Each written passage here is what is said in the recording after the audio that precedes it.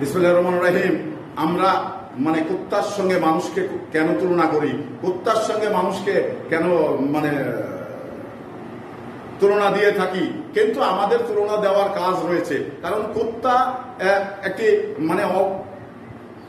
জন্তি, অবলা জন্তি, যা সে কথা বলতে পারে না, কিন্তু তার কিন্তু আল্লাহ পাকের যে দিক নির্দেশনা দিয়ে দিয়েছে তার ভিতরে সেই দিক নির্দেশনায় কিন্তু তারা চলেন। তো এখন একটি জিনিস হলো, আমরা মানুষকে কেন এই কুত্তার সঙ্গে তুলনা করি, মানুষকে কেন কুত্তা বলি। যখন মানুষের আচরণ মানুষের মতো থাকে না, তখনই কিন্তু আমরা মানুষকে কুত্তা বলি, এটাই স্বাভাবিক।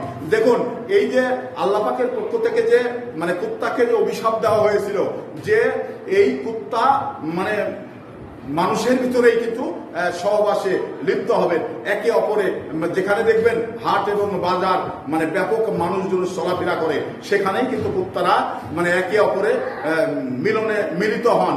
তো সেই আদলেই কিন্তু আমরা কুকুরকে মানুষকে কুকুর বলি। কেন বলি? আজকে এই যে সাতক্ষীরা 4-এর যে সংসদ সদস্য, সে গাজী নজরুল ইসলাম, সে তাকে কুত্তা বলছে কেন?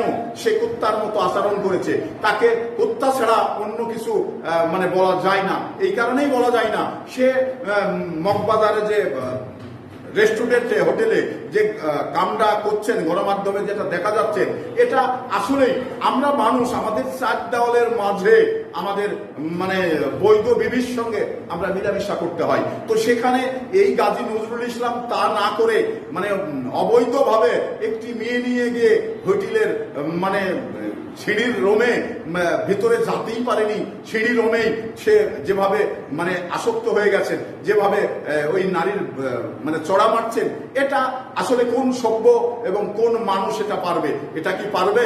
এটা কোনোভাবেই পারার রাস্তা আমি দেখি না। তো সে জায়গা থেকে এই নজরুল ইসলামকে আমি কুত্তা ছাড়া অন্য কিছু বলতে পারি না। কারণ তার আচরণটা কুত্তার মতো, তার ধরনটা কুত্তার মতো, মানুষের ভিতরেই নারীদের প্রতি চড়া মারেন। তো এখানে তাকে যারা ভোট দিয়েছেন তারাও আমি মনে করি যে ভালো মানুষ বলে মনে হয় না। কারণ এত বড় ভুল করলেন যে এই মানুষটিকে যাচাই বাছাই না করে এই যে একটি দায়িত্ব দিলেন। তো এই দায়িত্ব আজকে সাতক্ষীরার প্রত্যেকটি এই 4 আসনের সংসদ সদস্য হিসাবে প্রত্যেকটি ওই এলাকায় যত মানুষ বাস করেন, সবাই কিন্তু এর দায় নিতে হবে, কোনোভাবেই এই দায় এড়াতে পারবে না। কারণ একটি মানুষকে ভোট দেওয়ার সময় আপনাকে দেখে দিতে হবে, যদি আপনি যাচাই বাছাই করতে ব্যর্থ হন তাহলে এর দায় কিন্তু আপনাকে নিতে হয়। তো সে জায়গা থেকে আমি এই বিষয়টাকে আসলেই নেতিবাচক হিসাবে দেখছি।